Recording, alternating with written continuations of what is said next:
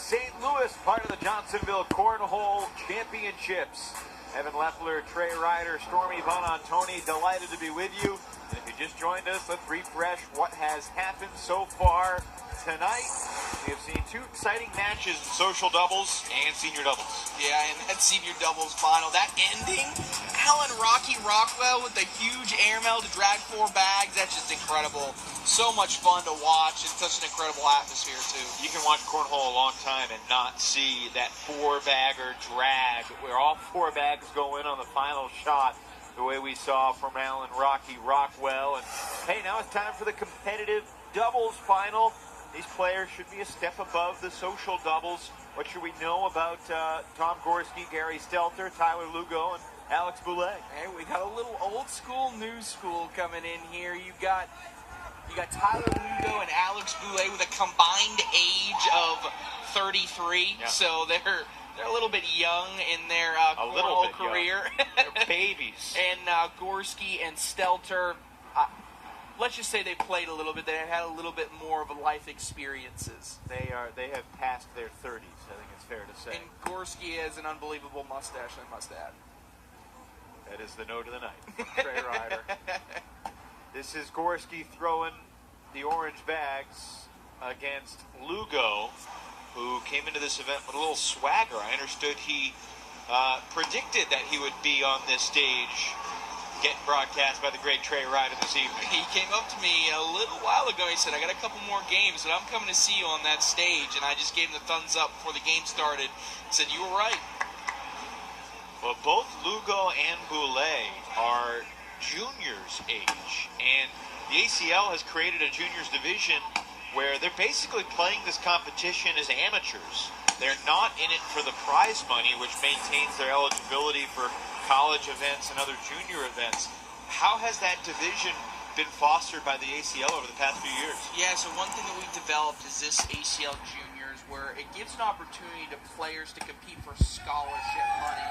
And so Boulay and Lugo will compete in juniors events, and in those junior-specific events, they're going to earn scholarship money. In this case, this opportunity is just for them to play against some of the best players, play against in some of these divisions against these competitive level players. So they're playing completely without prize money goals. They're playing just for the experience to get better and develop their game. And obviously, it's developing pretty well. Kind of think airmail time to drag this orange bag if you're Gorski. Bounce it around. Gotta think maybe he'll do it here. Doesn't want to drag the blue bag too, though. He plays it safe and rolls it off the back, which turned out to not be the safe play. You see how far he's stepping out. He's trying to get a better angle on this shot. And he took too sharp of an angle across the board. So a 3-1 lead to Stelter and Gorski. This is Stelter versus Boulay on our right side. Third event of the night on our ESPN3 telecast. Both sets of teams throwing those new patented game changer bags, the ones that do not have a full sticky side on the bag. Instead of the entire one side being a suede material, there's only a patch on it, so it adds a little bit of slipperiness around the hole, so it's easier to fall in when it sits around, but it still maintains the speed up the board like a normal suede bag would. If you've been dedicated to the ACL and followed us, you'll recognize Tom Gorski. He won competitive singles back at the 2018 ACL Final Chase. He defeated Jonathan Langworthy in that game, and now here in the competitive doubles final, it may be time for him to go on up to advance now. How does that experience serve him tonight? And I think when he came out, if I remember correctly, it was a slow start by both players. They were nervous, and I have not seen that. Tyler Lugo in the hole. You know, that's 4-packer right there. We've seen some great ones so far. Let's see another look at this.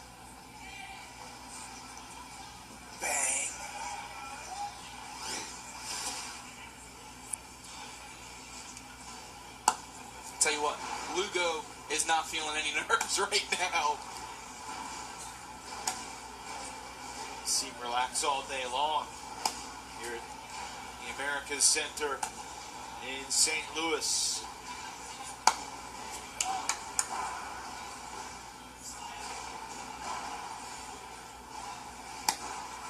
Stelter tried to push his bats in. It would not fall. Well, that's a big round for Alex Boulay. That's 8 in a row for Lugo and Boulay. These young kids teaching the old school throwers a lesson. Of course, there's a long way to go. Good start to this next round by Tyler Lugo.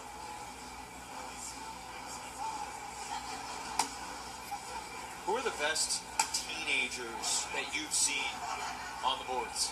Well, you got to look at some of our ACL pros. You got ACL pros like Harley Culpepper, just 15 years old. We got a chance to see her at the National College Cornhole Championship playing that pro-am. She's got one of the best airmails in the game. And then some other ACL pros like Trey Birchfield, someone that won juniors last year, competed as a junior in 2018, had a big win there, and now has elevated to the ACL Pro status. So there are definitely some talented teenagers in the sport of cornhole. So Gorski on his last shot threw a ton of sauce, really tried to pound it in there. And he's going to try it again. He's on the slick side. Can he bully them all through? Oh, he got 2 of the 3. Oh, and it just kicked over the bag. A tough break. I mean, a great shot, but a tough break there on the way the last bag fell. Fist pump weight. Oh, good enough to be disappointed and only get 2 out of 3 to fall. You see the Great Lakes sign in the back.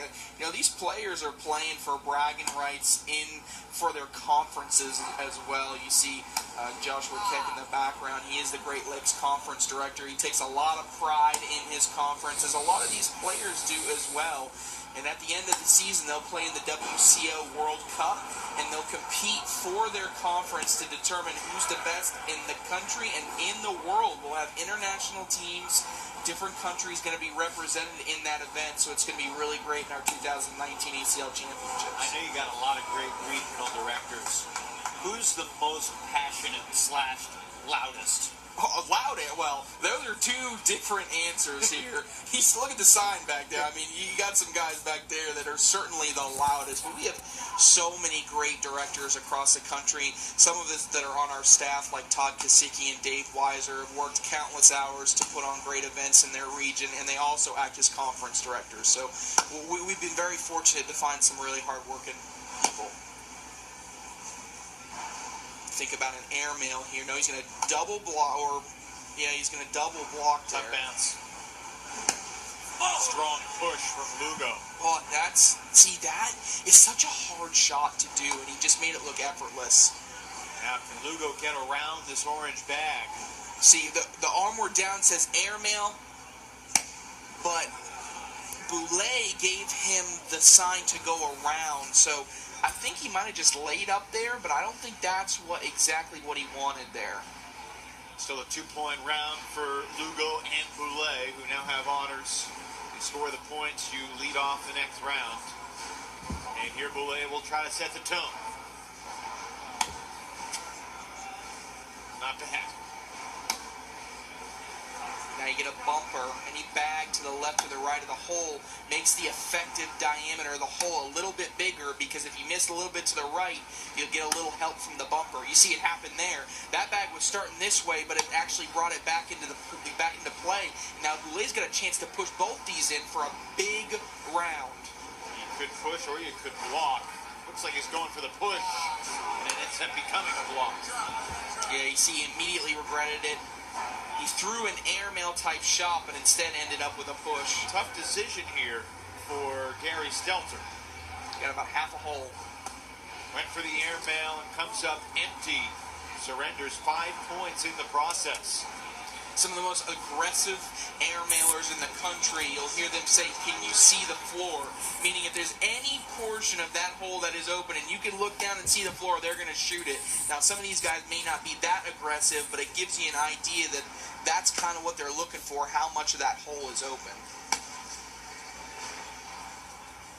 That bag on the side of the edge will will stay. It's a nice push.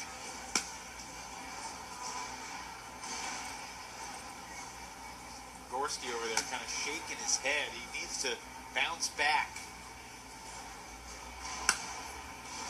He got a little help there. He can go in for 2.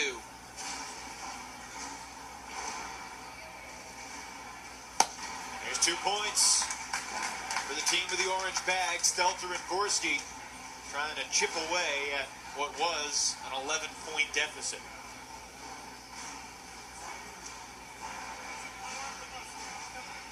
Now, one thing that's different about these bags is they are a little bit more slick than a traditional suede sticky side. So they're not easy to throw block shots with.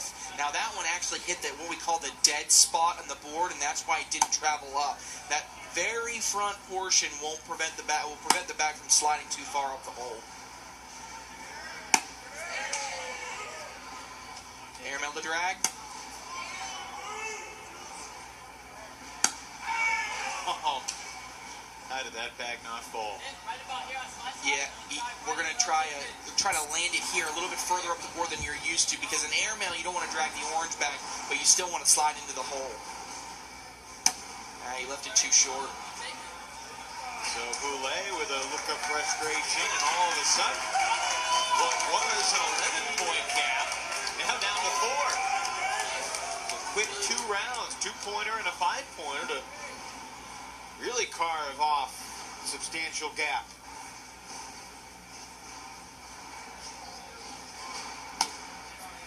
Good start to the round for Tom Gorski.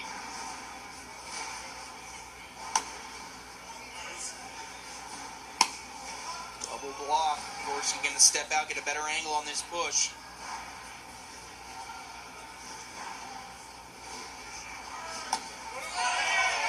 Might be the best bag possible, because now your bag prevents an easy push by Lugo. What do you think of Lugo's choice? It was right. I think he just missed it. I think he was trying for the push, but it was what I call a good miss.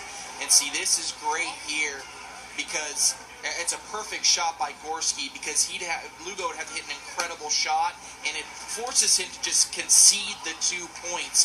So that's another example, Evan, of sometimes in front of the hole is actually better than in the hole.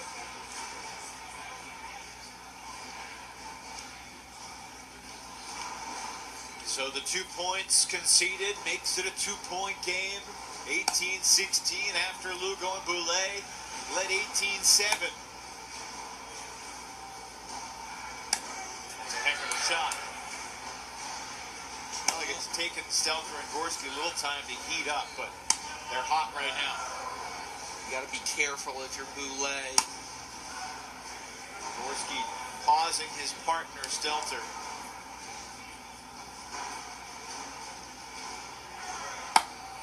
Laser shot that wasn't necessarily what he wanted. Here's the problem. Oh, he's telling him airmail, but you can't throw it off. If you go for an airmail and miss here, you give up 5. I know Lugo wants to stay aggressive, but you at least have to keep that in your mind when you're deciding.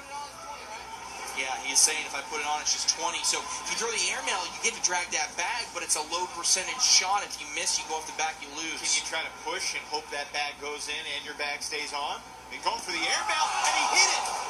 2 blue bags fall with an orange bag, so that creates a wash.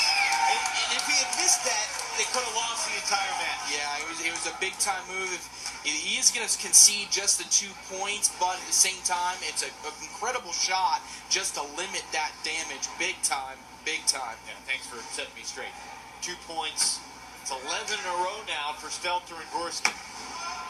Hit the dead spot. Oh, and that's such a hard block if you're Lugo, because look, Gorski's got a clean lane. He doesn't care about that bag, whereas Lugo, that's in his direct sliding lane. Well, but Gorski missed it too far left and blocked himself. This is going to be airmail time. This is what I call a way short block. I mean, that's... But if you're Stelter and Gorski, you want to challenge Lugo to make this airmail. Yeah, look how hard Gorski threw that, though, and it only went a little bit up the board. I think the rest of these, except for maybe Gorski, who can maybe clip this bag in, I think the rest of the bag's got to be airmails. He went for it, he missed it, and now an orange bag in virtually ends it. Yeah, an orange bag, yeah. Well, it does end it, actually. I don't think, because it's impossible for Lugo to get more than 3 on his last throw. I think you try and push. If he just puts it on the board, then he would force an airmail to stay alive. And he pushed it. That's a great shot. So, here, I mean, plain and simple, I mean, Lugo's going to take his time out. I'm not sure what he needs it for, because it's really plain and simple. You got to hit it. You got 50% of the hole. I mean, there's probably 75% of the hole open, but at the same time, you can't hit that 25% because you're going to drag the orange bag. You have to go in clean. Yeah. If he goes in and brings the orange bag with him, it's worthless over. And it's over. I mean, Stelter and Gorski will have won. Exactly. You got to hit that small sliver of a hole without dragging a bag, and it would be outrageous. Lugo unable to convert the really difficult shot. What a comeback. Stelter and Gorski from 11 down. With it going away. 18 straight points, and the old fellas say we're not done just yet. A lesson for the teenage kids. Stormy standing by with a seasoned savvy vets. All right, guys. Well, you were down as many as 11. Walk me through how you were able to rally and reel off those points. Just stop making dumb shots and just focus and make sure it stays in the center of the hole. How do you walk that fine line of playing aggressive but still wanting to make sure that you're strategic and smart in your throws as well? Well, just keep your bag flat and keep in front of the hole. That's all I can tell you. Well, you did it, and it was awesome. Congratulations on the win. Thank you. Heck of a comeback for Tom Gorski and Carrie Stelter. They're the competitive doubles champs at Cornhole Mania.